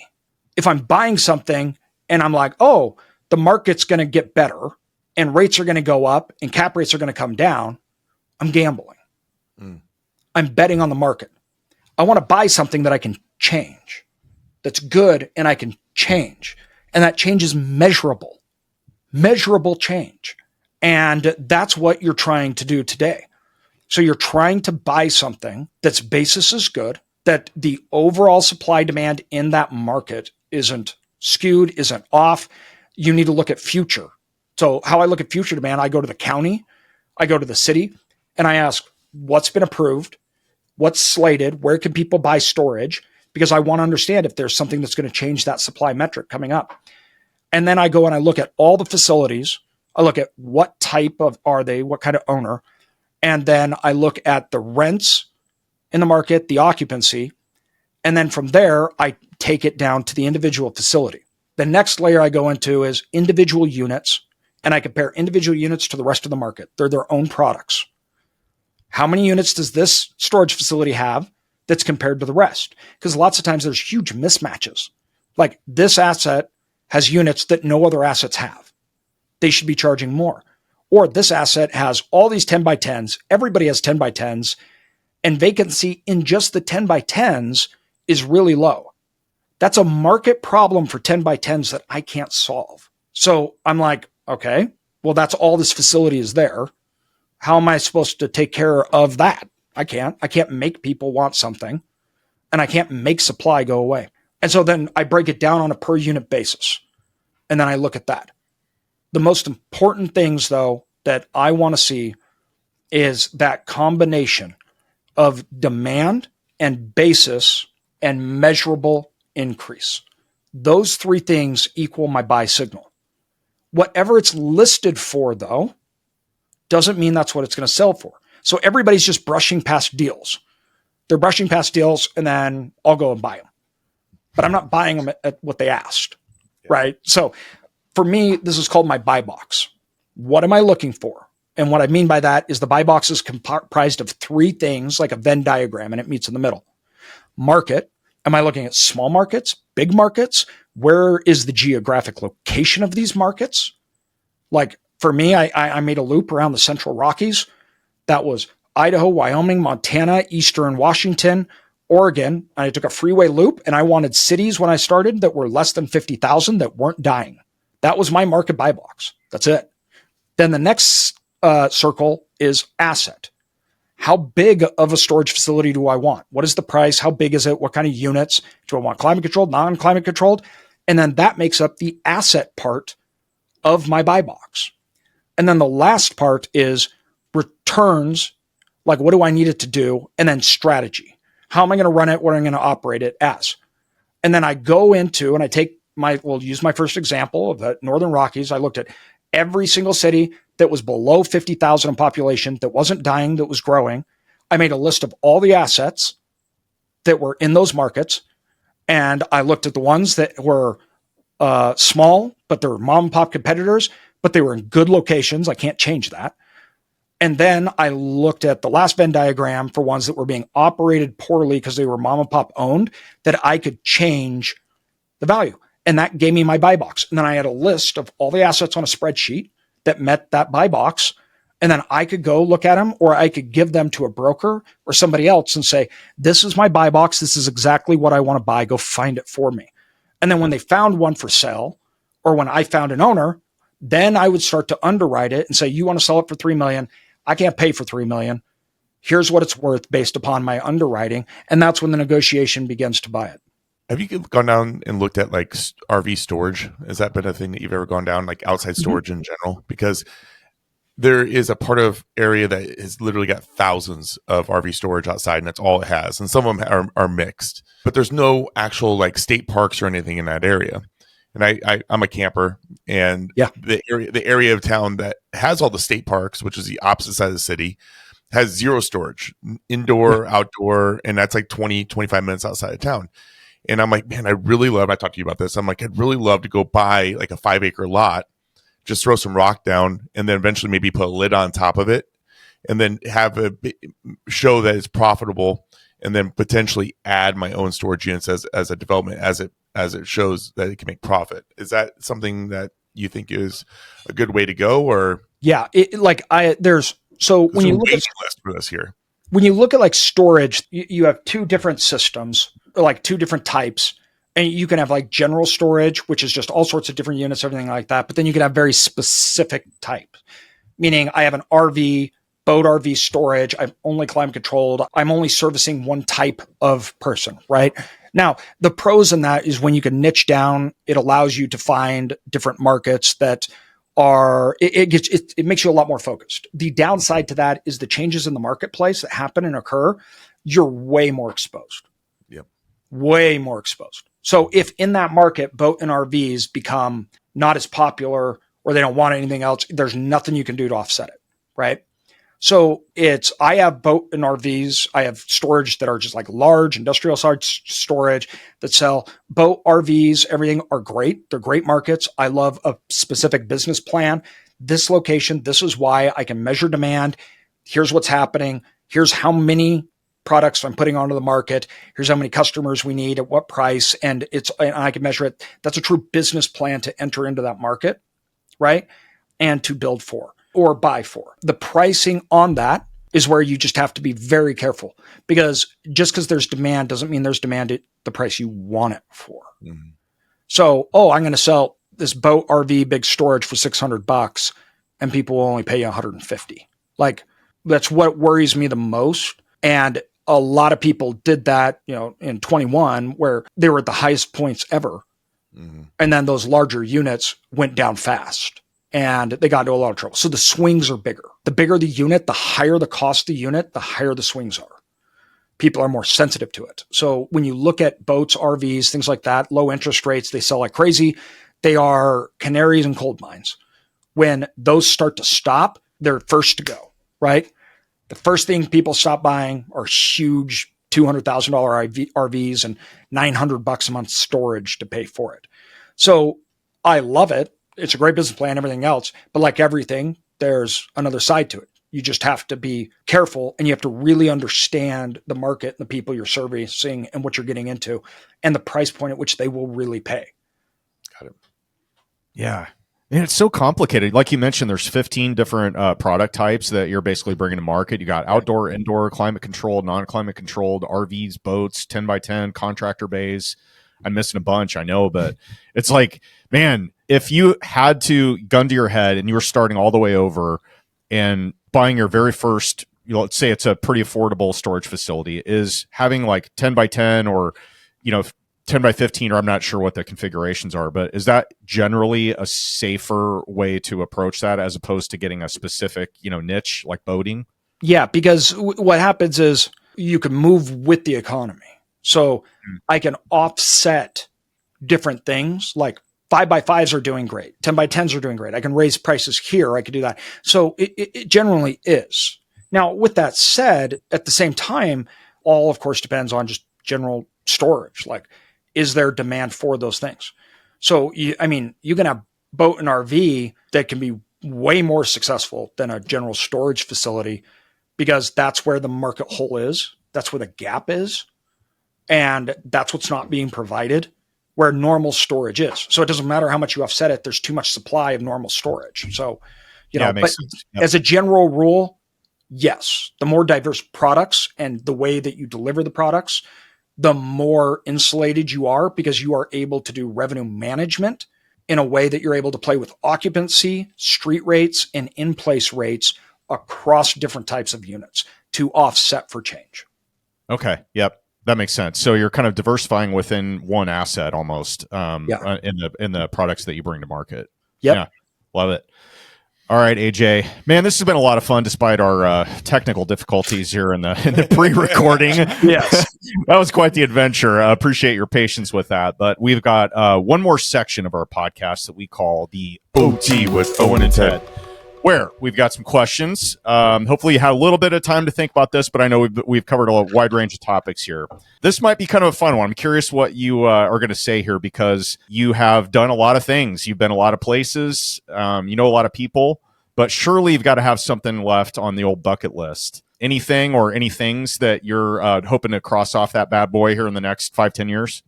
A lot. My bucket list is long.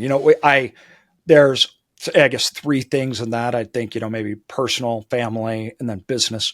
So those 3 buckets, which, personal and family are basically the same thing now. So I really want to travel to some places with my family and kids and go have more experiences with them.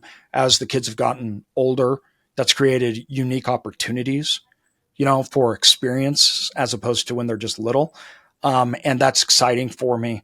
And that's something that's really important to me, given my past, where I've been at, and the constraints with me being able to be engaged and do things that I wanted to for so long. And so that's been a big priority for us. The next on, the business side, I'm going all in. We're moving fast. I have multiple tech companies. We have service-based companies. We have our private equity part and storage that we've fully integrated. And we're buying up and building out. And really, I've been exploring and want to build out this ability to increase participation. How do you get people to participate in the economy more? And how do you lower those barriers of entry in a way that is good? That's a very complicated question. And it's a hard one that I've been trying to tackle. And it's become kind of my mission. Education, right? But then opportunity. Allowing people to have opportunity. And so I think that is, that's a 10-year type of thing.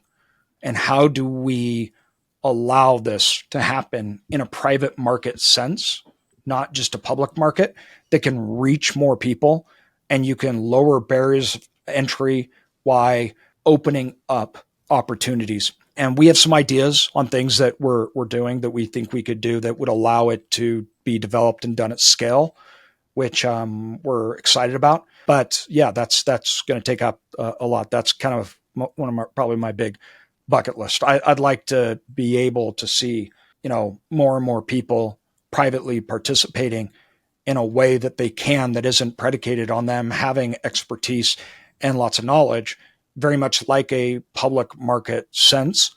And I think we're in an age where technology is allowing that to happen. And I think technology, the first round of that and opening it up and stuff, there was a lot of potholes and things that we learned and others learned on, as everything from raising capital to how you teach all that, which I think large interest rates coming up and the market contraction has taught us a lot, because we didn't have that prior to 2008. That didn't exist. And I think this opens us up to a new phase of integrating technology into private investing that we've now learned, and we can see through the cycles that will allow us to build something better. And, I've spent the last 6-7 years building out, like on the storage side, we build out what we call our brain. And that is a internal tech stack and really system that is analyzing mass amounts of data and having it come in that allows us to operate and do things that you couldn't do unless you were at scale. And that's something that we are taking and trying to deploy out, to perfect and then deploy out, and keep moving it for individuals, other asset classes and things. And so I'm very, very excited about that. AJ, you are a seasoned podcast host. First off, our very favorite podcast that we've ever, Drunk Real Estate. So hence why we have the Red Solo Cup, RIP, and the mug that Jay Scott sent over, Self-Storage Income, and the AJ Osborne podcast. But the question is, you can interview anyone in the world today. It doesn't have to be real estate related. Who is it? And if you could get one question answered, what would it be? I have to say, especially due to timing, things like that, Warren Buffett. Yeah. He's one that I think that list is very long for me of people that I just wish I could pull as much knowledge as I could out of it. Given obviously his age and timing, everything else, that would be like the one that's like now, as soon as you could get. He lives like 5 minutes down the street from here. Yeah, he does. Perfect. You guys set it up and that'll be great. I'll just come down and we'll get this thing knocked out. I appreciate it. The Oracle of Omaha, and if I was to ask him anything, that is really hard, but it would have to do with something very much long-term. And I think actually it would have to do with his take on technology in markets, because that's not something he's been historically big on. And that's not something that he's invested in, things like that. But there's so few people that have been able to have exposure to markets and market access and have seen what technology has done, everything from how stocks are administered, traded, to actual companies that he owns and that his operators operate, to actual tech companies that kind of come and gone. And I would want to know how he views about that in the future, given his past. Like, what are the things that he believes and looks out for and would think? And although I know he speaks in a very simple type, way and communicates in that, he's a very deep thinker. And I would want to know, not from somebody that's in the technology industry, not somebody that's they have thoughts and opinions, obviously, from the drive what they will create. I want to know on a systemic level from someone that doesn't, but sees the effects. And I would really love to get his take on that and talk with him about that. It would be in a way, not like, oh, what do you think AI is going to do? No, not in that sense. I mean, technology overall, its role and function and how global markets have worked and what it means for the future and how that looks in his eyes.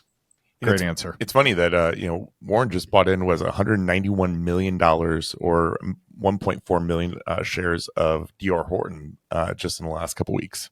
You're kidding. I didn't know that. No, yeah. Interesting. So, because he's sitting on that big stock hold. One of he's been on our top person on our list for a long time, and we're this close to trying to get Bud Crawford on here. We got some good contacts, but Bud's being personally working with on the financial side, and he's being influenced.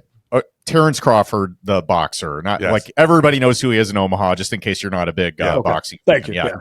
He's a world champion, four-time world champion, unified belt at a new highest weight, or the highest weight he's ever been. So pretty cool story here. Yeah, but anyway, so he's personally influencing him and telling him what stocks to buy.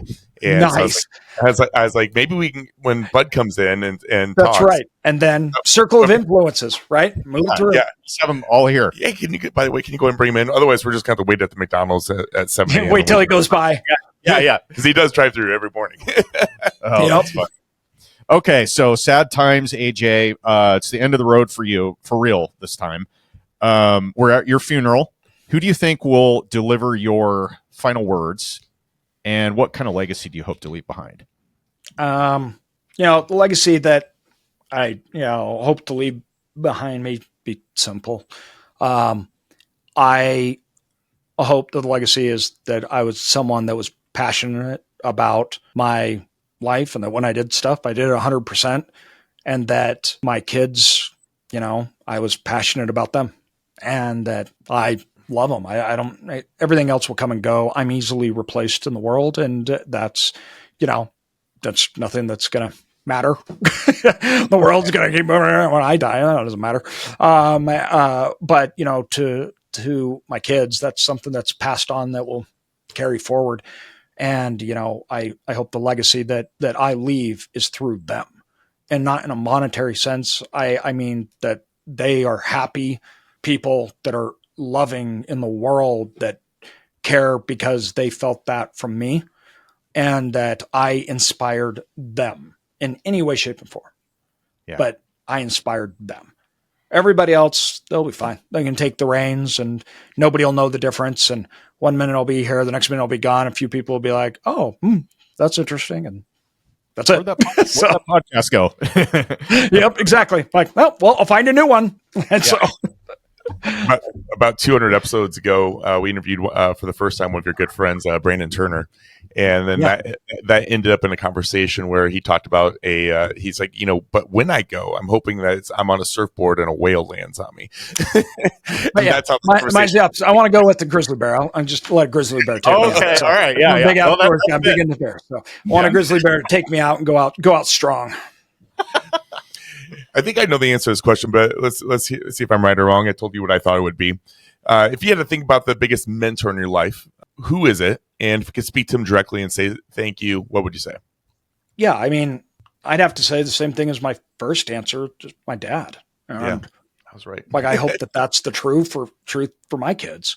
Mm-hmm. And, I think that that's the most powerful thing ever is if a kid's just like my dad was my biggest mentor or my biggest impact. I mean, that's win, like done, game over. Right.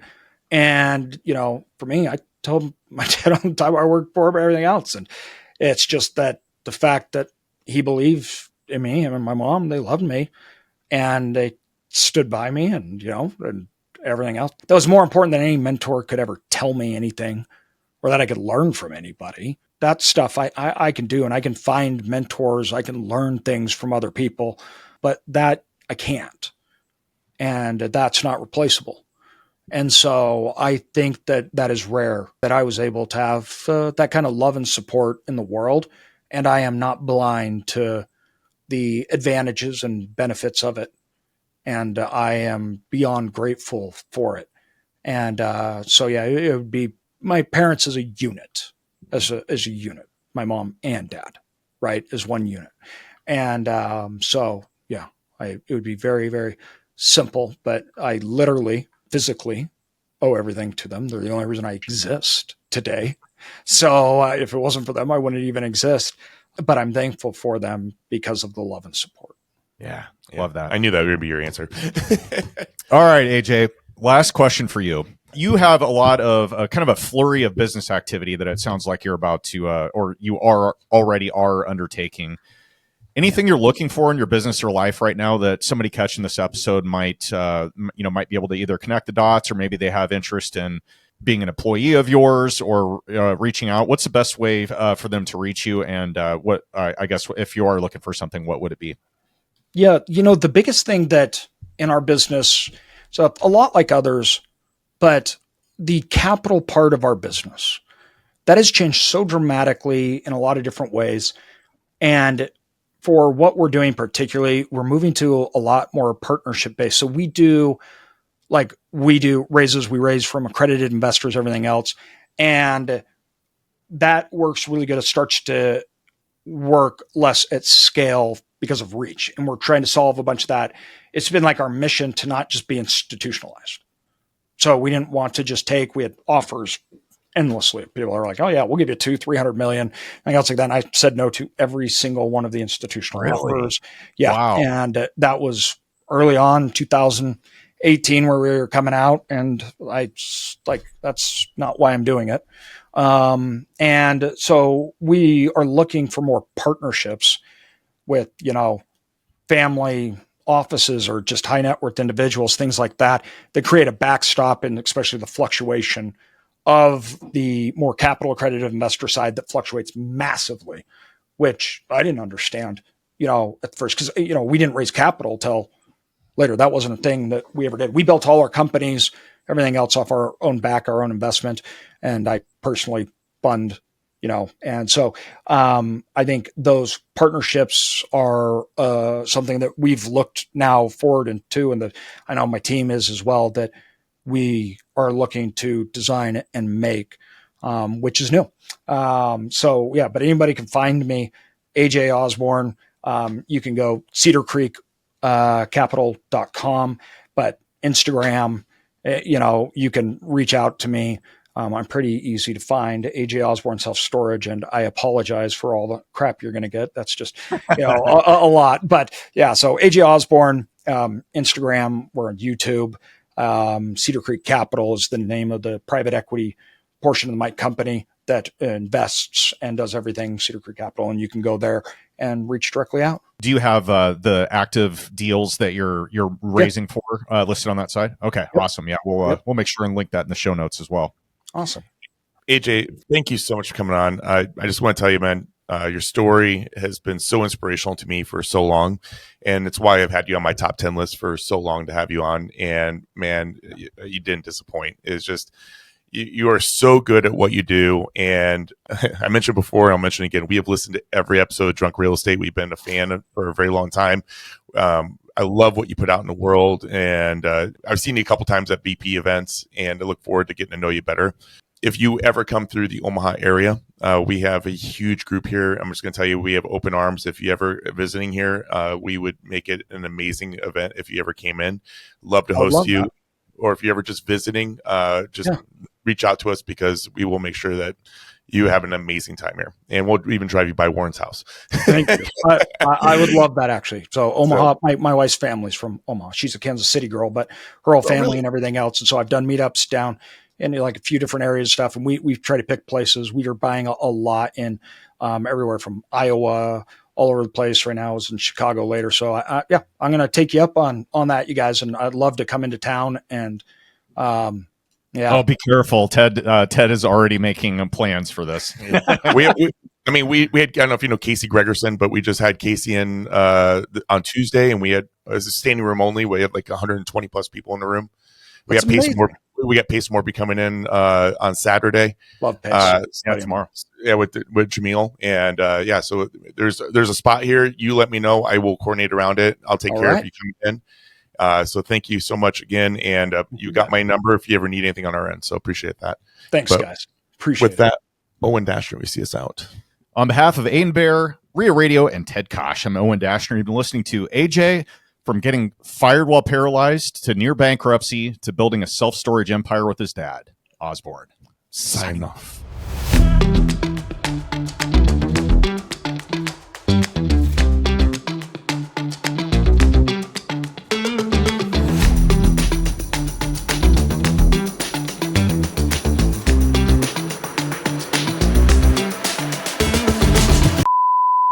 Not one radio edit in this whole 2-hour podcast. Dude, this is a monumental day for us. Usually we're like, radio edit. God dang it, let's start over. Yeah, so thank you for that. In 4 years, this is probably opened 5 times, just so you know. Nice. Yeah, so I did blame Ted for sucking up, but we did bring a little here. Cheers. Ted's rocking the I saw that, and I was like, my man. There's no Diet Coke in it, though. So usually we used to, until Ted went on the wagon this year earlier, we had old fashions. That was kind of our thing on podcast here. So, yeah. I love it, guys. So we'll put a little prop here for the viewers. In memory of. That's right. I love that.